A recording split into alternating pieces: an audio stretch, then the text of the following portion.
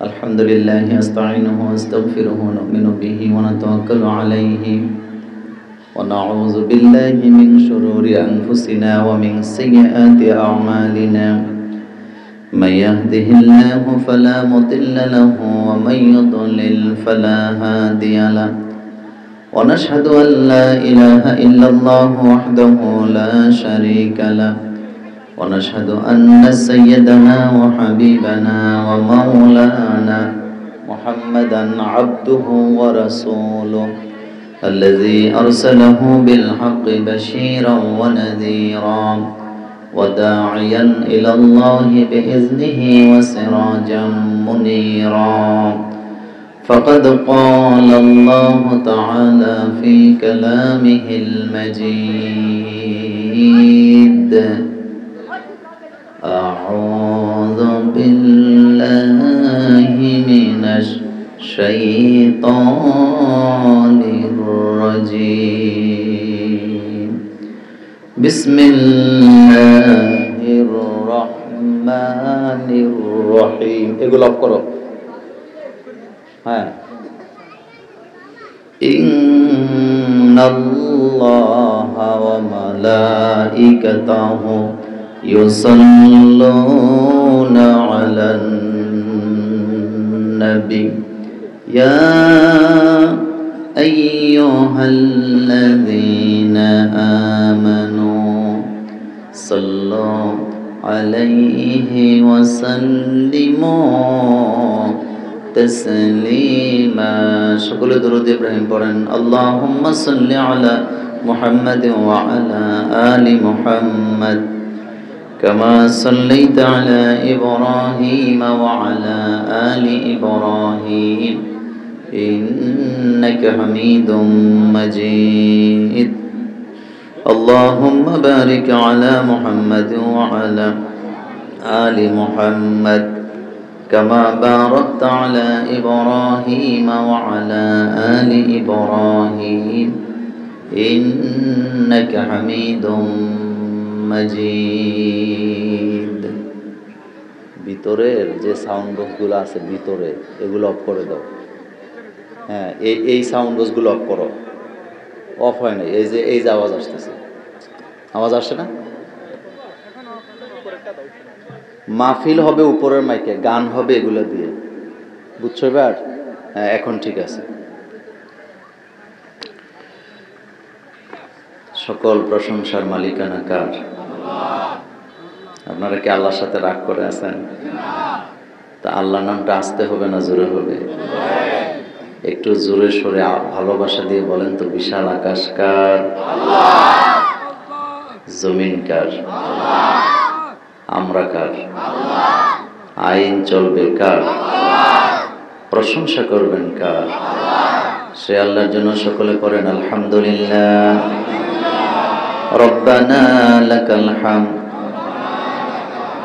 হামদান কাসীরান তাইয়িবান মুবারাকান ফীহি আমরা আমাদের মনিবের দরবারে সেজদা অবনত হয়ে মোনাজাত করছি আল্লাহ দয়া করে আজকের এই কোরআনের মাহফিলকে আপনি কবুল করেন এই গ্রামে এই মহল্লায় এই অঞ্চলে জানা অজানা নতুন পুরাতন যত কবর আছে আল্লাহ সকল কবরে আযাব মাফ করে দেন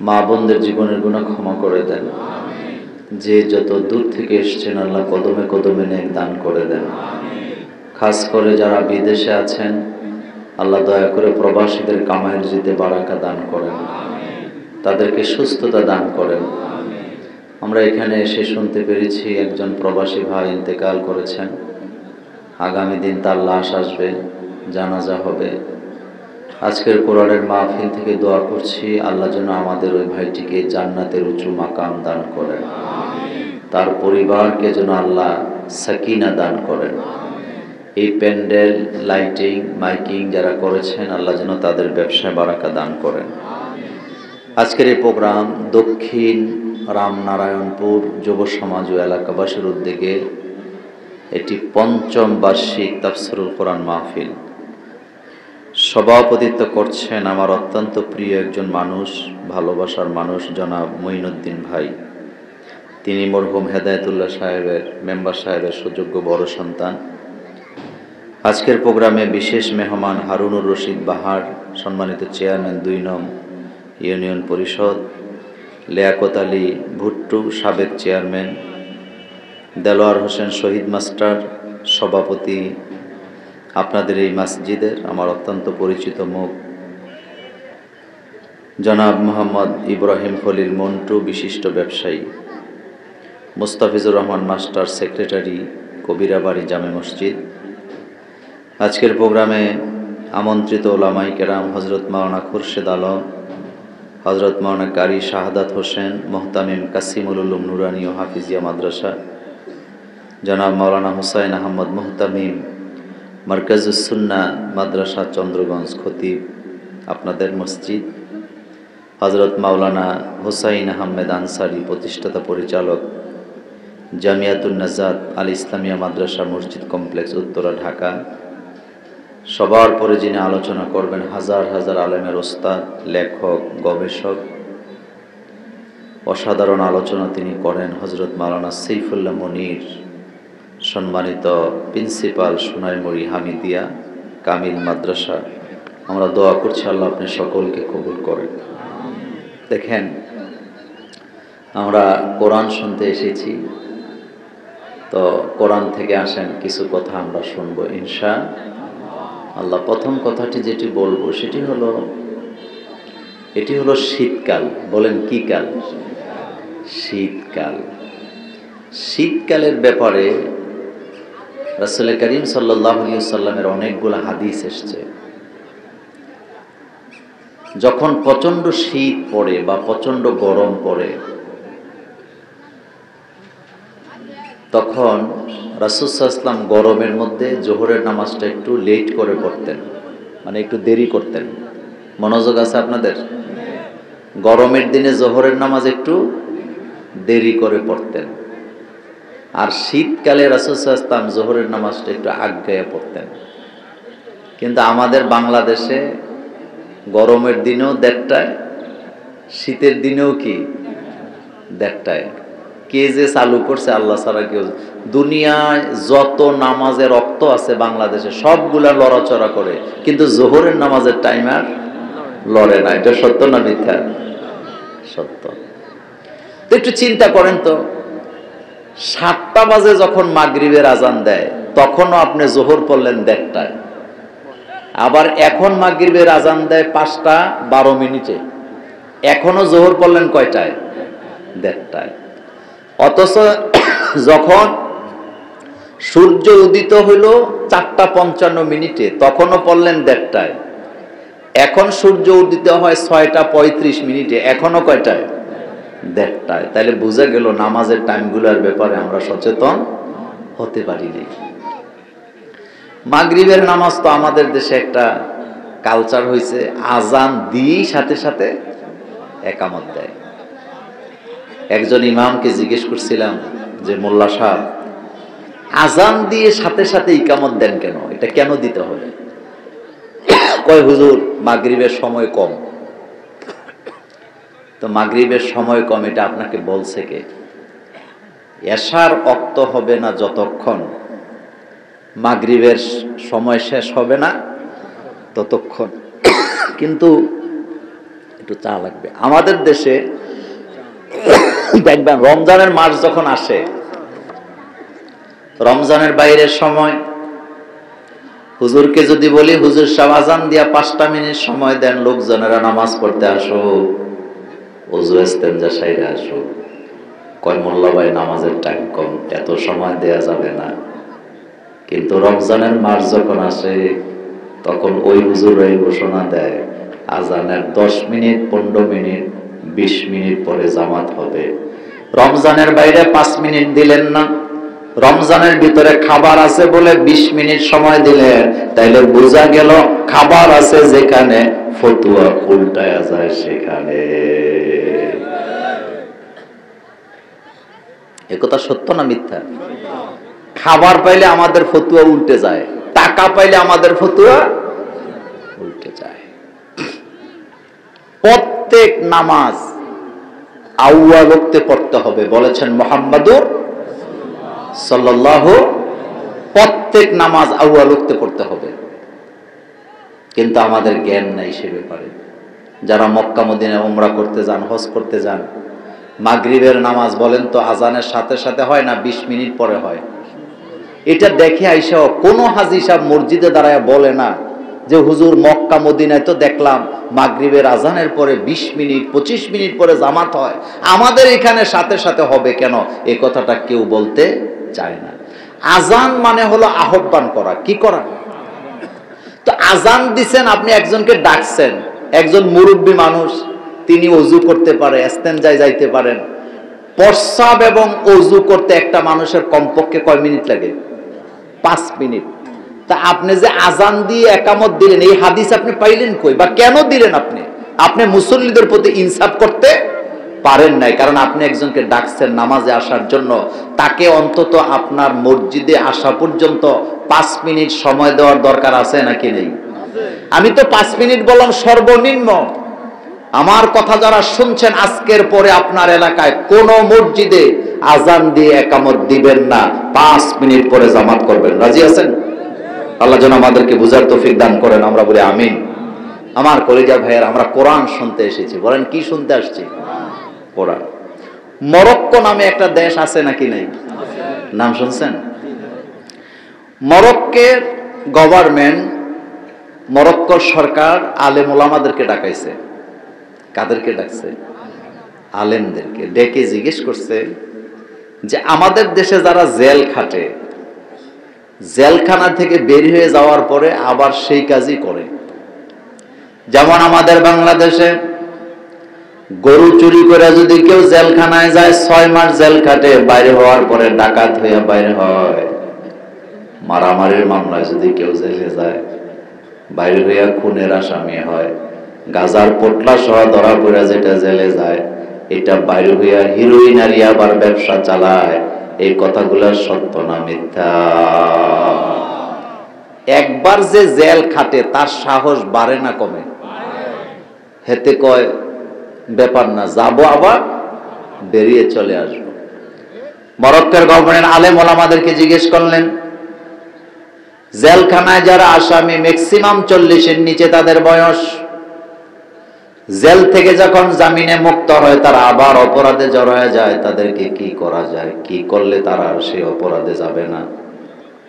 আলেম ওলামারা সরকারকে একটা পরামর্শ দিলেন, জেলখানায় যারা থাকবে তাদেরকে বসায় বসায় খাওয়ানোর দরকার নেই, কোরআন শরীফ মুখস্থ করা বাধ্যতামূলক করে দেন। তাদের তো সেখানে কোনো কাজ নাই, কাম নাই, আড্ডা দেওয়া ছাড়া কোনো কিছুই নেই। আল্লাহর কোরআন মুখস্থ করা বাধ্যতামূলক করে দেন।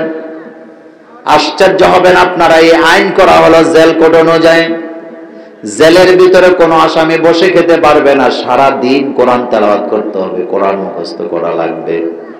আইন করার 3.5 বছরের মাথায় মরক্কোর জেলখানা থেকে 1-2 নয়, 14,500 হাফেজে কোরআন হইয়া বিভিন্ন মসজিদে ইমামের দায়িত্বে, মুয়াজ্জিনের দায়িত্বে চলে গেছে। যেরকম সুবহানাল্লাহ।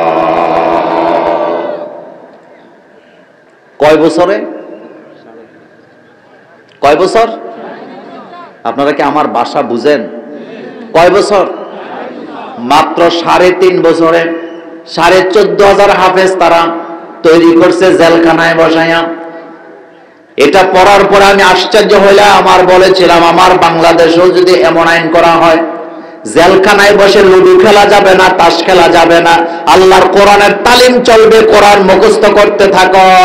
10 বছরে আমার বাংলাদেশে 10 লক্ষ হাফেজ তৈরি করা যাবে। যাদের হৃদয়ে আপনি কোরআন ঢুকাতে পারবেন, ওই লোকটা বাইর হইয়া আসামি হওয়ার আর কোনো সম্ভাবনা নেই। এখন আপনাদের কাছে জানতে চাই, জেলখানার ভিতরে বোধহয় গাঁজা পাওয়া যায় না? আমার বাসার পাশেই জেলখানা। জেলখানা আমার জন্য পান্তাবাদ। আমি যখন যাই তখনই সকল দরজা আমার জন্য খোলা। আমি মোল্লা নাজিম যা জীবনে দেখছি আমার অভিজ্ঞতা থেকে বলি, জেলখানার আসামিদেরকে যারা পাহারা দেয় তাদেরকে বলা হয় কারারক্ষী। কি বলে? তারা কিন্তু পুলিশ না, তারা হলো কারারক্ষী। এমন এমন অসাধু বাটপার চোর কারারক্ষীও আছে যে প্যান্টের চিপাই করে জাঙ্গের ভিতরে কইরা গাজা নিয়া আসামিদেরকে সাপ্লাই দেয়। এই ধরনের কারারক্ষী দিয়া জেলখানা চালাইলে আসামি কখনো ভালো হওয়ার সম্ভাবনা নাই। আর জেলখানায় গাজা খাইতে দিলে, টেলিভিশন দেখতে দিলে, তাস খেলতে দিলে আসামি ভালো হবে না। প্রত্যেকটা আসামিকে কোরআনের তালিম দেওয়ার দরকার আছে না নাই?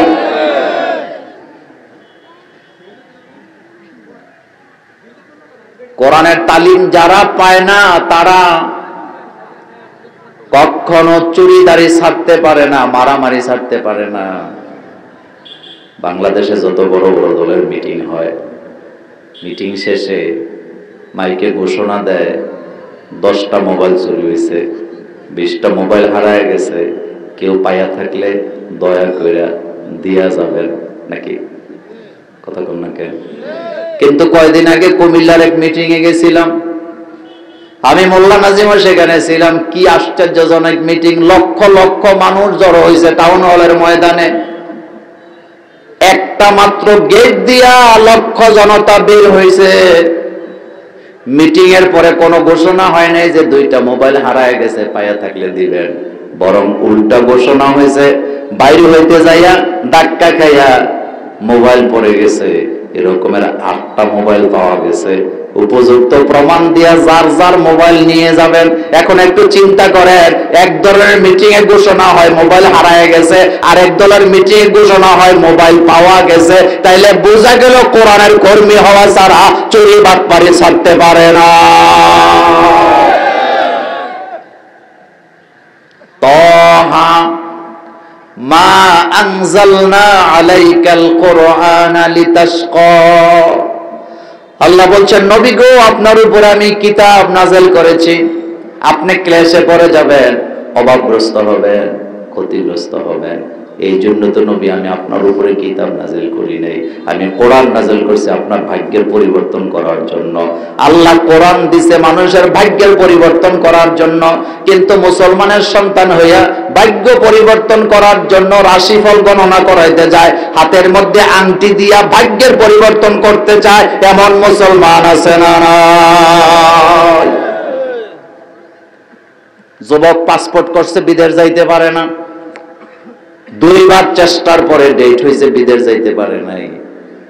চাটকিলের বাজারে হঠাৎ দাঁড়াইছে, দাঁড়ায় দেখে আংটি ওলা আংটি বিক্রি করতেছে, ঘোষণা দিতেছে, আমার এই আংটি মাত্র 10 টাকা, মাত্র 20 টাকা। এই আংটি এমন আংটি, আংটির ভিতরে যে পাথর আছে, এই পাথরের এমন গুণ আপনার ভাগ্যের পরিবর্তন করবে। আপনি ব্যবসায় সফল পান না, আমার আংটিটা নিয়ে যান, আপনার ব্যবসায় সফল হবে। আপনি বিয়ে করতে পারেন না, আমার আংটি নিয়ে যান, বিয়ে হয়ে যাবে। আপনার মেয়ের বিয়ে হয় না, আমার আংটি নিয়ে যান, আপনার মেয়ের বিয়ে হবে। আপনি বিদেশ যেতে পারেন না, আমার আংটিটা নিয়ে যান, আপনার বিদেশ যাওয়া হয়ে যাবে। এই কথা বিশ্বাস করে 20 টাকা দিয়া যারা আংটি কিনে, তাদের ঈমান আছে না গেছে? তাহা মা আনজালনা আলাইকাল কুরআনা লিতাশকা। গণকের কাছে যাইয়া যুবক ছেলেরা হাত দেখায়, গণক হাত দেখে বলে, তোমার তুলা রাশি, তোমার সিংহ রাশি, তোমার কন্যা রাশি, তোর বিলাই রাশি, তোর শিয়াইলা রাশি। বলে কিনা? রাশিফল যারা গণনা করে, শুধুমাত্র গণককে যে হাত দেখায় তার 40 দিনের ইবাদত বরবাদ। কয়দিন? শুধু দেখাইলে 40 দিনের নামাজ শেষ। আর যদি এটা বিশ্বাস করে, ঈমান শেষ। কিয়ামতের ময়দানে 3 প্রকার লোকের চেহারার দিকে আল্লাহ তাকাবেন না। কয় প্রকার? তার ভিতরে একটা হলো যারা মিথ্যা কসম করে, 2 নাম্বার যারা স্ত্রীর সাথে অবৈধ পথে মেলামেশা করে, আর 3 নাম্বার যারা গণকের কাছে যায় গণকের কথা বিশ্বাস করে। কিয়ামতের ময়দানে আল্লাহ তাদের চেহারার দিকেও তাকাবেন না। এমন মুসলমান রাশিতে বিশ্বাস করে, যুবক ছেলে চেহারা নাদুস নদুস, তারে যদি বলা হয় তোর কন্যা রাশি হাতে খুশি হয়, তারে যদি বলা হয় তুই সিংহ রাশি হাতে খুশি হয়। এমন খুশি হই না যুবক আমাদের চাট খিলে নাই।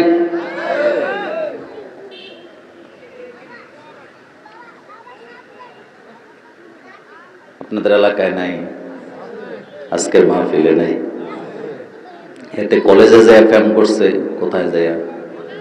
ওই দিন ব্রাহ্মণবাড়িয়া কুটিসমণি মাহফিল ছিল, একটা এসে ছবি তোলার জন্য, চেহারা অনেক সুন্দর। আমি হাসি দিয়ে জিজ্ঞেস করলাম তুই কি প্রেম করস? কয় হুজুর মিথ্যা কথা কমু না, একটা করি। তা আমি তুই কয়টা করতে চাস? আজকের মাহফিলে যত মুরব্বী আছেন আপনারা সাক্ষী দেন, যারা বাপ মারে ফাঁকি দিয়া কলেজে ইউনিভার্সিটি স্কুলে প্রেম করে, ছেলে হোক মেয়ে হোক, তার জীবনের সফলতা বলতে কিচ্ছু নেই, শেষ। সে কি ওয়ালা মুত্তাখিজাতি আখদাম। যুবক যদি সফলতা অর্জন করতে চাও, এই অবৈধ পন্থা থেকে তোমাকে বাঁচতে হবে। দুইটা কাজ ছেড়ে দাও, তুমি সফল। কয়টা? এক নাম্বার কাজ হলো এমন বন্ধুকে ছাড়তে হবে যেই বন্ধু তোমাকে বিড়ি খাওয়া শেখায়, এমন বন্ধু ছাড়তে হবে যেই বন্ধু তোরে গাঁজা খাওয়ার তালিম দেয়, যেই বন্ধু তোরে তাস খেলা শেখায়, জুয়া খেলা শেখায়। ওই বন্ধু ছাড়তে হবে যেই বন্ধু তোকে কিশোর গ্যাংয়ের সদস্য বানায়। বরং ওই বন্ধুকে বন্ধু বানা যেই বন্ধু তোকে কোরআনের আন্দোলনের দাওয়াত দেয়। কারণ দুনিয়ার বন্ধুত্ব, এস দুনিয়া কি দোস্তি মিসলে কাগজ ফুল কি, इस दुनिया की दोस्ती मिसले कागज फूल की, देखने में खुशनुमा है वो मगर कुछ भी नहीं। এই দুনিয়ার দোস্তি হলো কাগজের ফুলের মতো। কাগজের ফুল দেখতে সুন্দর লাগে কিন্তু কোনো গ্রাণ নাই। ও কলিজার যুবক, যেই যুবক তোরে ফজরের নামাজে জাগায় দেয় ওই যুবককে বন্ধু বানা। যেই যুবক তোকে কোরআনের আন্দোলনের দাওয়াত দেয় তারে তুই বন্ধু বানা। যেই বন্ধু তোকে আখিরাতের কল্যাণের কথা শোনায় তারে বন্ধু বানা। দুনিয়া আখিরাতের সুগ্রাণ আছে না নাই? হেতে প্রেম করছে, এখন পাগল হয়ে গেছে, বাপ মা রাজি না, মেয়েও তারে পাত্তা দেয় না। হেতে ইন্টারনেটে খুঁজতেছে কবিরাজ কোন জায়গায় পাওয়া যায়, গোলাপ ফুল পরা আনবে, রুমাল পরা আনবে, চিনি পরা আইনা খাওয়াইয়া মায়েরে পাগল করে বিয়ে করবে। এবার হেতে খুঁজতেছে কবিরাজ, খুঁজতে খুঁজতে যাইয়া 1001 টাকা দিয়া কন্ট্যাক্ট করছে, হেতের প্রেমিকারে সফল করে আইনা দিব। এমন বাটপার ফেসবুকে আছে না নাই? আছে না নাই? তো যুবক তোর মাথায় কেন ঢুকে না? যদি কবিরাজ তাবিজ কইরা সুন্দরী মায়েদেরকে বিয়ে করতে পারতো, তাহলে এতদিনে বাংলাদেশের কবিরাজেরা পরিমণিরে বিয়ে করে ফেলাইতো। তকদিরের মালিক কে? চাইতে হবে কার কাছে? আমি হাসার জন্য কথা বলি নাই। দোকান দিছে, আপনাদের বাজারের নাম কি? মল্লিকা দিঘির পরে বিরাট বড় দোকান দিছে। দোকানের মধ্যে ভালো মালও উঠায় না, কাস্টমারের সাথে ভালো ব্যবহারও করে না, সময়ও দেয় না, মেধাও কাটায় না। কিন্তু দোকানের সামনে মাটির পাতিলের ঢাকনার মধ্যে তাবিজ লেখা লটকায় রাখছে। মনে মনে ভাবে এই তাবিজের কারণে দারুণ বাম্পার ব্যবসা হবে। এমন আকীদার মুসলমান আমাদের সাথ খিলে না।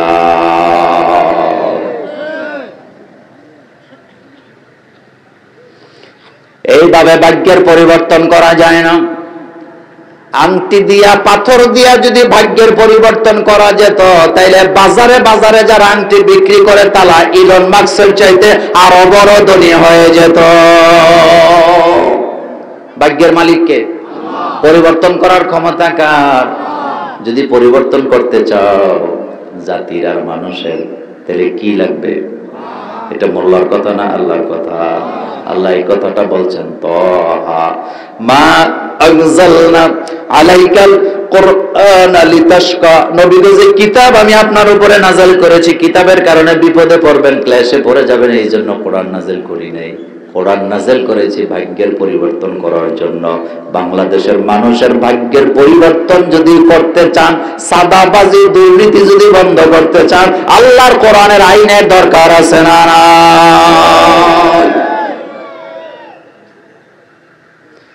এমন কোন ব্যক্তিকে আমরা চাই না যারা খালতো ভাই মামতো ভাই।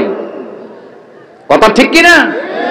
একজন চোরকে বিদায় করে আরেকজন চোরকে কখনো ক্ষমতায় বসানো যাবে না, ভাগ্যের পরিবর্তন হবে না। এখন ওই সময় কোরআন লাগবে। বলেন কি লাগবে? কাঁধে কাঁধ মিলিয়ে কোরআন আইনের পক্ষে কাজ করতে রাজি আছেন মুসলমান? দুই হাত উঁচু করে আমার আল্লাহকে দেখায় দেন।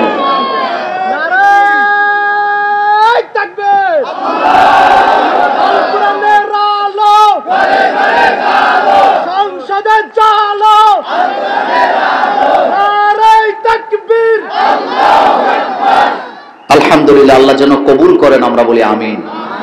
তাহলে আমার 2 নাম্বার পয়েন্ট শেষ। নাম্বার 3, আলোচনা। সূরাতুল আল ইমরান, বলেন কোন সূরা?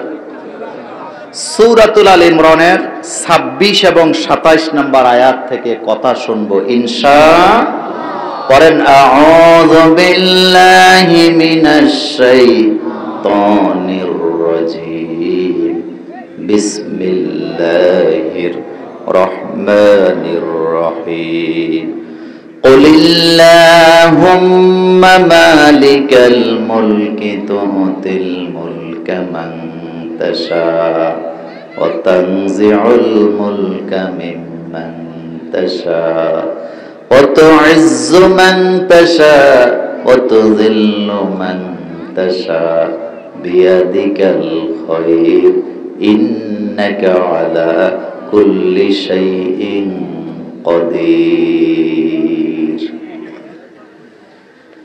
আল্লাহ রাব্বুল আলামিন তার নবীকে বলতেছে, কুল, নবী আপনি বলেন, আল্লাহুম্মা মালিকাল মুলক, আয় আল্লাহ আপনিই তো রাজত্বের মালিক। একটু মনোযোগ দেন, নতুবা কথাটা বুঝবেন না। একটা হলো নবী তো আল্লাহকে বলতে, আল্লাহ তো নবীকে বলতে পারতেন, কুল নবী আপনি বলেন আল্লাহু মালিকাল মুলক, আল্লাহ তো তিনি যিনি রাজত্বের মালিক। কিন্তু আল্লাহ এভাবে বলে নাই, আল্লাহ বলতেছে কুল নবী আপনি বলেন আল্লাহুম্মা মালিকাল মুলক, আয় আল্লাহ আপনিই তো রাজত্বের মালিক। একটা হলো নবী আপনি বলেন আল্লাহ রাজত্বের মালিক, আর একটা হলো নবী আপনি বলেন আল্লাহ গো আপনিই তো রাজত্বের মালিক। এই দুইটা কথার মধ্যে আকাশ পাতাল ব্যবধান আছে না নাই? একটা হলো নবী আপনি বলেন আল্লাহই তো রাজত্বের মালিক, সহজ কথা, কিন্তু না, আল্লাহ এভাবে বলে নাই। আল্লাহ বলতেছে কুল নবী আপনি বলেন আল্লাহুম্মা মালিকাল মুলক, আয় আল্লাহ আপনিই তো রাজত্বের মালিক। এই পৃথিবীতে বড়িতে বড়িতে স্বর্ণ অলংকার আছে না নাই? বুখারীর হাদিসে আল্লাহ রাসূল বলছেন, পৃথিবীর সম্পদ বাড়েও না কমেও না, পৃথিবীর সম্পদ সমান থাকে, মাঝখান থেকে হাত বদল হয়, হাত বদল হওয়ার পরে যার হাতে যায় সে গোমরা হয়ে যায়। এ কথা সত্য না মিথ্যা? আচ্ছা, পৃথিবীর সম্পদ কি বাড়ে? আস্তে কইছেন, পৃথিবীর সম্পদ কি বাড়ে? পৃথিবীর ওজন কি বাড়ে? এটা যেখানে আছে 1 তোলাও বাড়বে না কমবে না, যা আছে তাই আছে। এই পৃথিবী যদি 100, কথার কথা বলি, 1 লক্ষ টন স্বর্ণ যদি থাকে, কথার কথা বললাম, এরপরে আর 1 তোলা স্বর্ণ বাড়ার কোনো সম্ভাবনা নাই। শুধু স্বর্ণগুলা টুকরা টুকরা হয়ে হাত বদল হয়, কিন্তু যারা মালিক হয় তারা চিরদিন থাকার কোনো সুযোগ নাই। এই স্বর্ণ অলংকার রাইখা দিয়া যাওয়া লাগে কার কাছে? कैसे कैसे ताजेदारे रानिया शहजादिया, कैसे कैसे ताजेदारे रानिया शहजादिया, तन बदन सब गल गई है शक्ल सूरत क्या हुई। কবি বলতেছেন, কত অহংকারী রানীদেরকে, যাদের অলংকারের ঝনঝনিতে দুনিয়া কাঁপত, যাদের কেশ নাড়া দিলে সারা এলাকা সুগন্ধে গন্ধিত হয়ে যেত, এই ধরনের রানীদেরকে অলংকার সহ মাটিতে দাফন করা হয়েছে। কবরটা খুলে দেখো, একটা হাড্ডিও খুঁজে পাওয়া যাবে না। কথা ঠিক কিনা? তাহলে পৃথিবীর সম্পদ বাড়েও না কমেও না, হাত বদল হয়। বলেন কি বদল হয়? হাত বদল হয়। তাহলে বলতেছিলাম রাজত্বের মালিকানা কার? নবী তখন প্রেসিডেন্ট। আল্লাহ বলতেছে আল্লাহুম্মা মালিকাল মুলক, নবী গো আপনি বলেন আয় আল্লাহ আপনিই তো রাজত্বের মালিক। তুতিল মুলকা মান তাশা, আপনি যাকে খুশি তাকে রাজত্ব দেন। ওয়া তানজিউল মুলকা মিম্মান তাশা, আপনি যাকে চান তার থেকে রাজত্ব ফিরাইয়া ছিনাইয়া নিয়ে যান। তাহলে বলেন তো রাজত্বের মালিকানা কার? এই পৃথিবীতে দুই ধরনের লোককে আল্লাহ রাজত্ব দিছে, মনোযোগ আছে? কয় ধরনের? এক ধরনের লোক হলো আল্লাহ নবীদেরকে রাজত্ব দিছে। নবীরা রাজত্ব পাওয়ার পর আল্লাহর আইন দিয়া দেশ চালাইছে, আল্লাহর কাছে মাথা নত করছে, আল্লাহকে রাজত্বের মালিকানায় রাখছে। ফেরাউন নমরুদদেরকে পক্ষান্তরে রাজত্ব দিছে।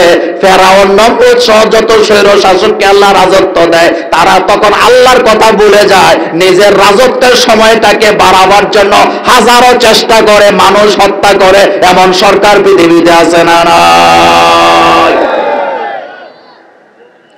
কয় ধরনের লোককে আল্লাহ ক্ষমতা দিছে? এক হলো নবী, তাদেরকে আল্লাহ রাষ্ট্র ক্ষমতা দিছে। কিন্তু তারা ক্ষমতা পাওয়ার পরে মাথা নত করছে কার কাছে? হযরত ইউসুফ আলাইহিস সালামকে আল্লাহ রাজত্ব দিছে। রাজত্ব পায় বলতেছে, রব্বি কদ আতাইতানি মিনাল মুলকি ওয়া আল্লামতানি মিন তাওয়িলিল আহাদিস। আয় আল্লাহ, আমি তো আপনার কাছে রাজত্ব চাই নাই, আপনি আমাকে রাজত্বের মালিক বানাইছেন। রাজত্ব কিভাবে চালাইতে হয় আমি জানতাম না, আপনি আল্লাহ আমাকে শিক্ষা দিয়েছেন। তাইলে বোঝা গেল যেই আল্লাহ জিকির শিখায়, যেই আল্লাহ নামাজ শিখায়, রোজা শিখায়, সে আল্লাহ আবার রাষ্ট্র পরিচালনার পদ্ধতিও শিখায়। সুবহানাল্লাহ। কিন্তু নমরুদ ফেরাউনদেরকে আল্লাহ ক্ষমতা দিছে, তারা ক্ষমতা পাওয়ার পরে মাথা নত করছে না। ক্ষমতা নিয়ে পাগল, ক্ষমতা ছোট করতে চায় না বড় করতে চায়। সেই সিস্টেম আজও দুনিয়াতে আছে না নাই?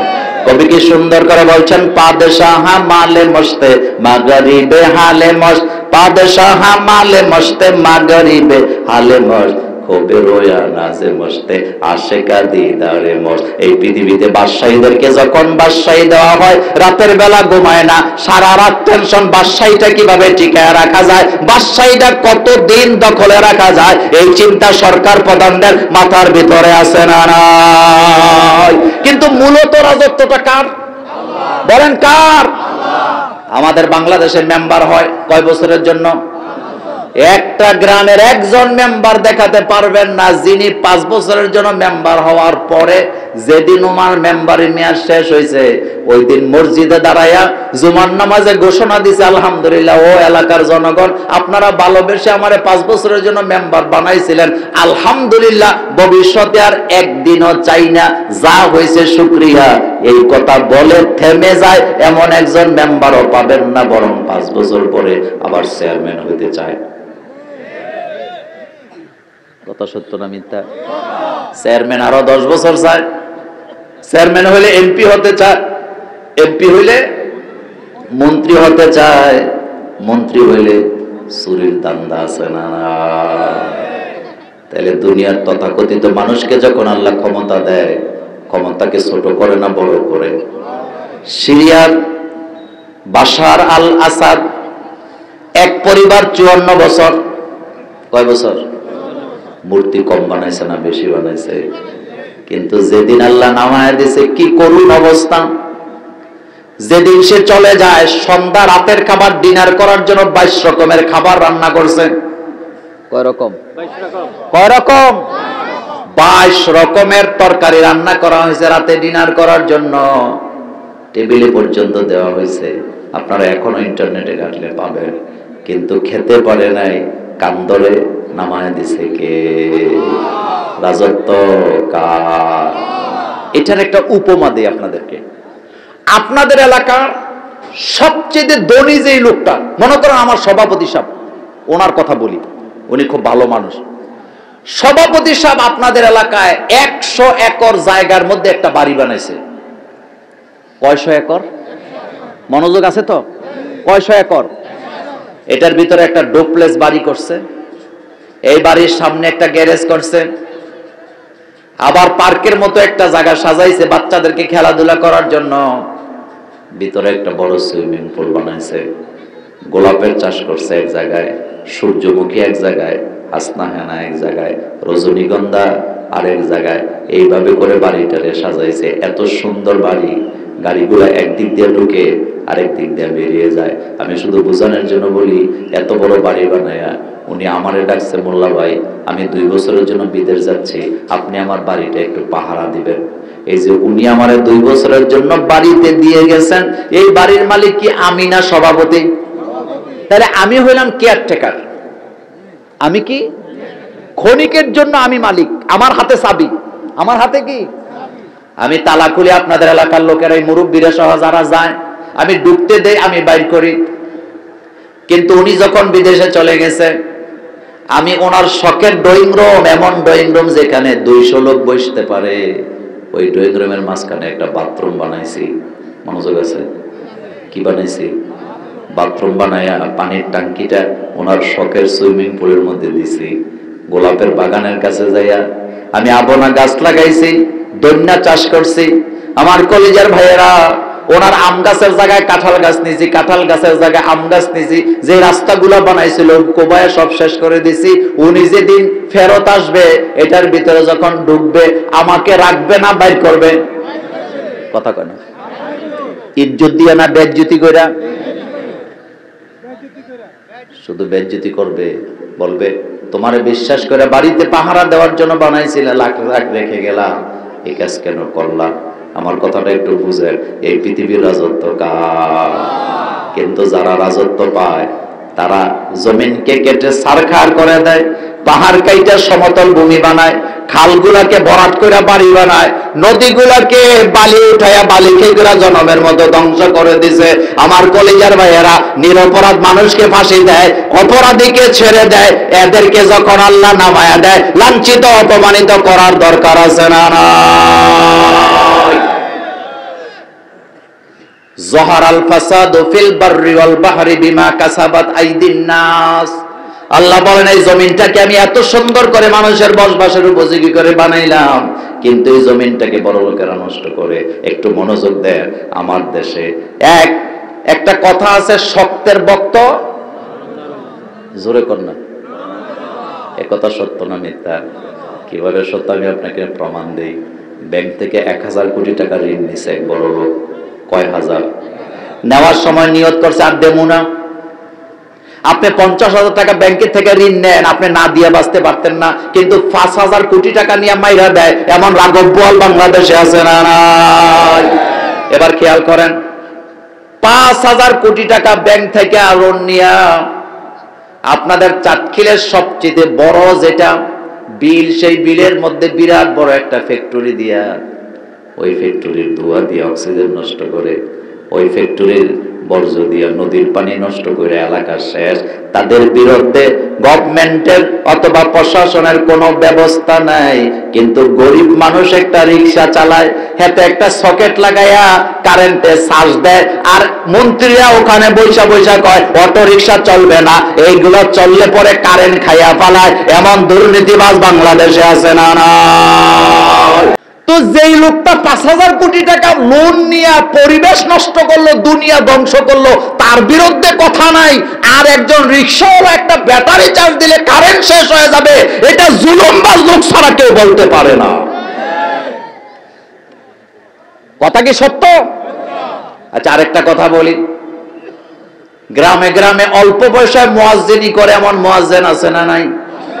আজ পর্যন্ত আপনি খবর নিলে দেখবেন, গরিব মানুষ মুয়াজ্জিনি করে খায়, ঢাকা যাওয়ার মতো ভাড়ার টাকা তার কাছে নাই। এই ভালো মানুষগুলোকে সরকার টাকা দিয়া হজে পাঠায় না, কিন্তু দুর্নীতিবাজ আমলা কামলা মেথর, তাদের আমলা কামলা গুলা যেগুলো বড় বড় ডাক্তার, বড় বড় ইঞ্জিনিয়ার, দুর্নীতিবাজ, তাদেরকে সরকারি টাকা দিয়া হজে পাঠায়। টাকা থাকার পরেও এরকমের ঘটনা বাংলাদেশে আছে না? আচ্ছা, আপনাদের বিবেক কি বলে? হজে কি যে বেটায় আমলা কামলা কলমের খোঁচা দিয়া কোটি কোটি টাকা দুর্নীতি করে খায়, তারে সরকারি টাকা দিয়ে হজে পাঠানোর দরকার না চাটখিলের একজন মুয়াজ্জিন 2000 টাকা বেতনে চাকরি করে আল্লাহওয়ালা, তাকে হজে পাঠাবার দরকার আছে না নাই? কিন্তু পাঠাইছে কারে? বলেন কাকে?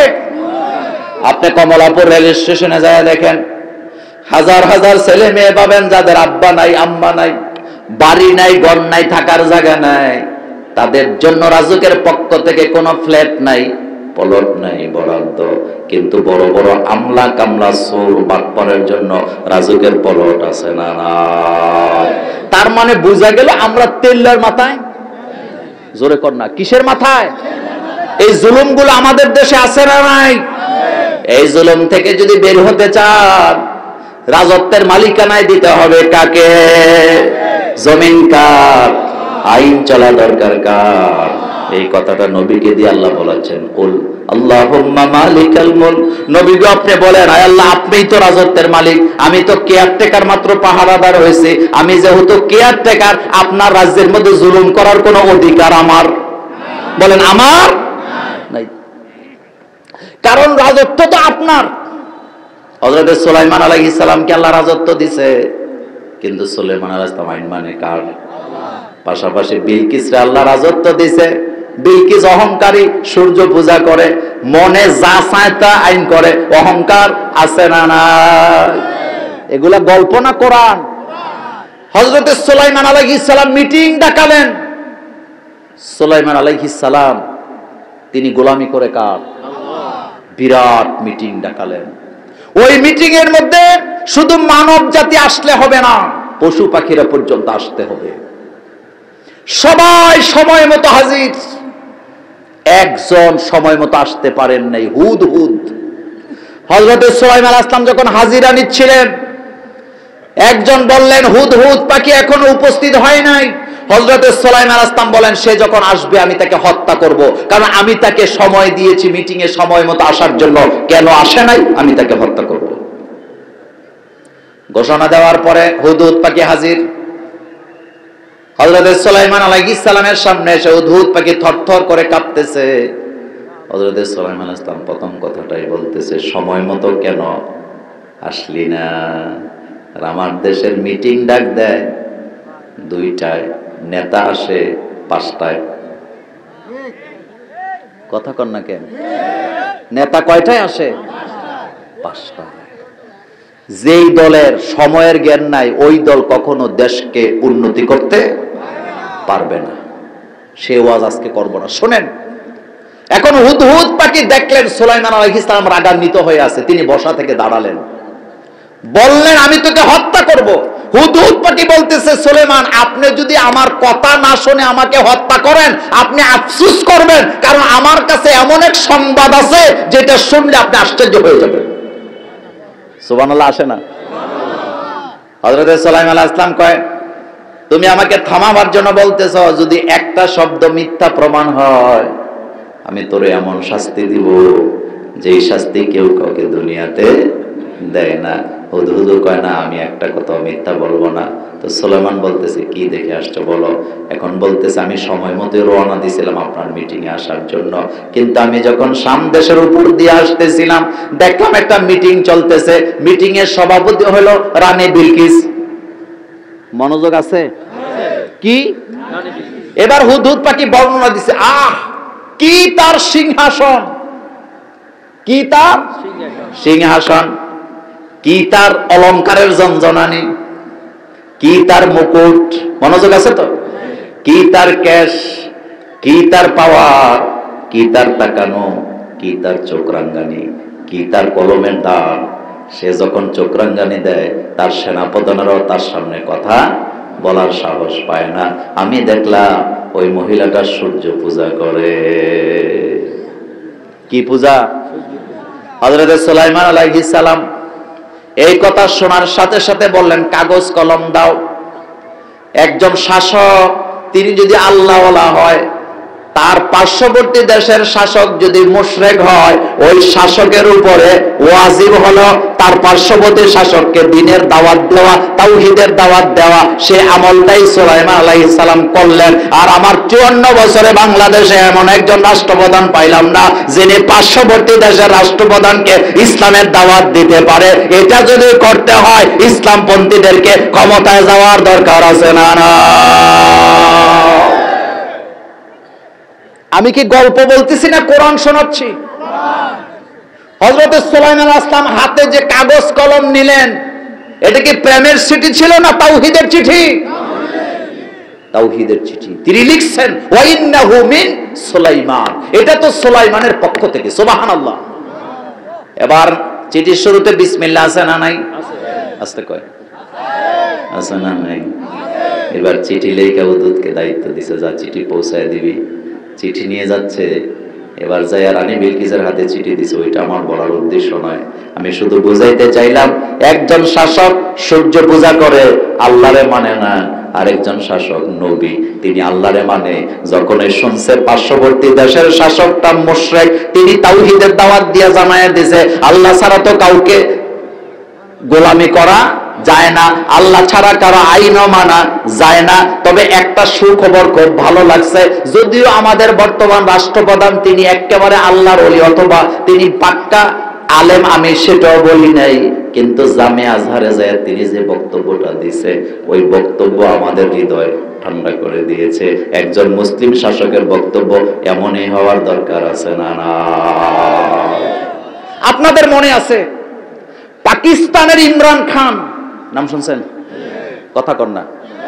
কলিজা ছোট না বড়?